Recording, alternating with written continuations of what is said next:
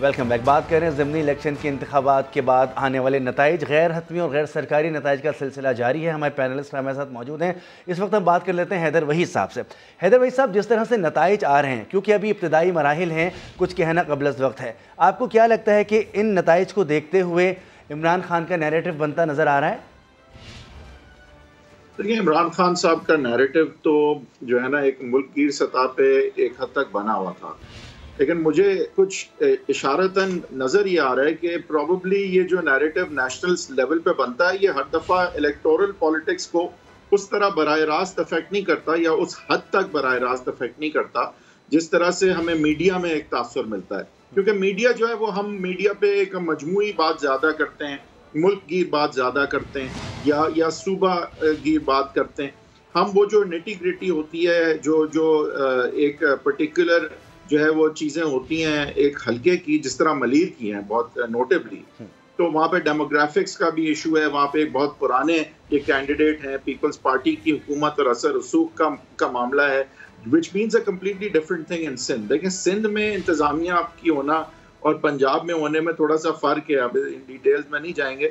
تو میرے کہنے کا مطلب یہ ہے کہ جہاں تک نیریٹو کی بات ہے, خان صاحب کا نیریٹو انٹیکٹ تو ہے, لیکن وہ کتنا مؤثر ہوگا ایک جنرل الیکشن میں کنسٹیٹوئنسی وائز یا کنسٹیٹوئنسی بائی کنسٹیٹوئنسی, اس پہ ضرور کوئی نہ کوئی سوال اٹھتا ہے. اس لیے بھی کیونکہ آپ خود اگر دیکھیں کہ اس وقت پی ڈی ایم جو ہے اس نے کوئی بہت زیادہ کوشش نہیں کی اس الیکشن میں. خان صاحب کا خود کا نیریٹو الیکشن کے حوالے سے کنفیوز تھا کہ مجھے ووٹ دو تاکہ میں پارلیمان میں نہ جاؤں, تاکہ میں آپ کے کوئی کام بھی نہ کرا سکوں. میں آلریڈی ایم این اے ہوں, لیکن مجھے ووٹ ایم این اے کا دو, ایک حلقے پہ نہیں دو, 7 پہ دو.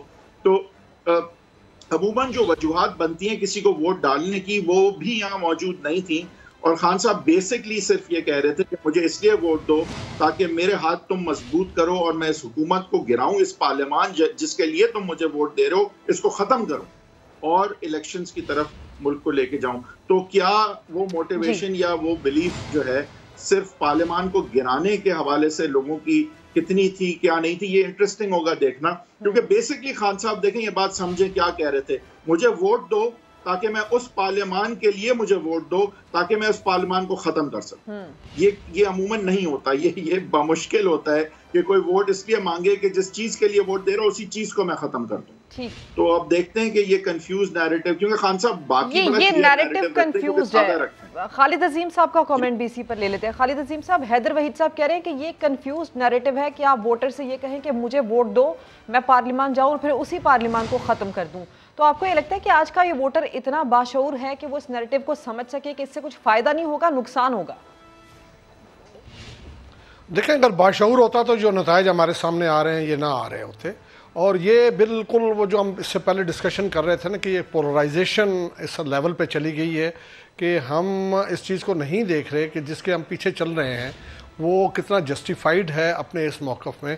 اور اسی چیز کو اگر آپ دیکھ لیں, سب کو پتہ ہے کہ 60 دن تک اگر آپ اوتھ نہیں لیتے تو یہ سیٹیں جو نیا قانون ہے اس کے تحت بالکل آٹومیٹیکلی ختم ہو جائیں گی, اور اس کا مطلب یہ ہے کہ وہ سیٹیں خالی قرار پائیں گی.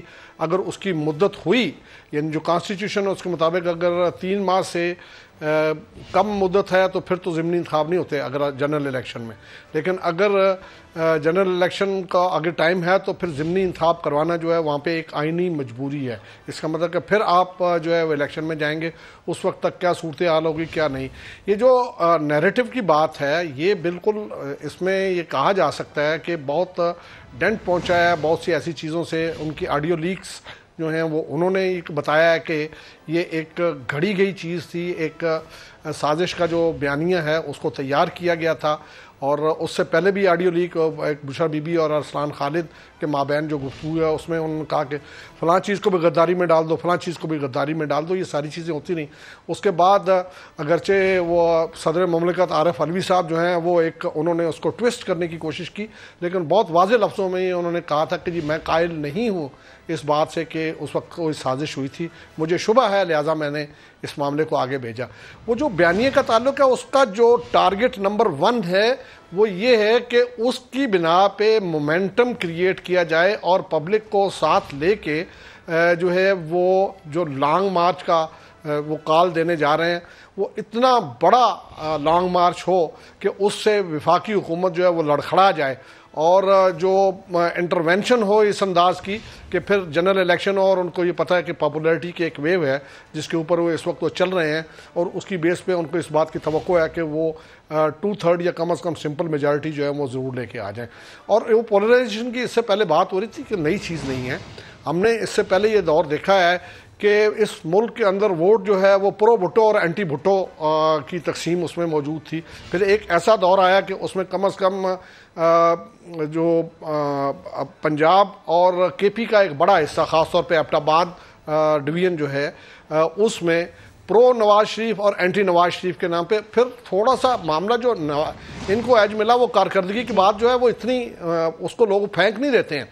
پیپلز پارٹی کی اپنی بری کارکردگی کی وجہ سے جو ایک ویکیوم پیدا خالد عظیم صاحب یہ بھی ہے کہ ان ضمنی الیکشنز میں دیگر جماعتوں نے اتنا ایکٹیولی پارٹیسپیٹ نہیں کیا جتنا ایکٹیولی خان صاحب نے پارٹیسپیٹ کیا ہے.